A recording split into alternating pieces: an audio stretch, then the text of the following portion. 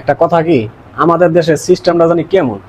কেউ যদি কোনো দলের সাথে যুক্ত হয়, কেউ যদি কোনো পীর সাহেবের কাছে মুরিদ হয়, তার সমস্ত জ্ঞানডু তাদের কাছে বন্ধক রেখে দেয়। কেউ যদি আমার নেতা বা আমার পীর সাহেবকে ভণ্ড বলে বকা দেয়, তখন আমার এই জ্ঞান দিয়ে কি করতে হইব সেটা আগে যাচাই করতে হইব, কেন সে আমার লিডারকে বা আমার পীর সাহেবকে বকা দিল। এই জিনিসটাই হলো আমাদের দেশে দুর্বল। কেউ যদি শুনছে আমার পীর সাহেবরা আমার নেতারা খারাপ হয়েছে, সাথে সাথে উল্টা রিয়াকশন। অনেক ভাইবা চিন্তা দেখলাম যে সাথে সাথে রিয়াকশন দেওয়ার কারণ হইলো, যখন তারা মুরিদ হয় বা যখন তারা দলের সাথে শপথ গ্রহণ করে, তখন তাদের সমস্ত জ্ঞানটুকু তাদের কাছে বন্ধক রাখে। এটাই হইলো সমস্যা।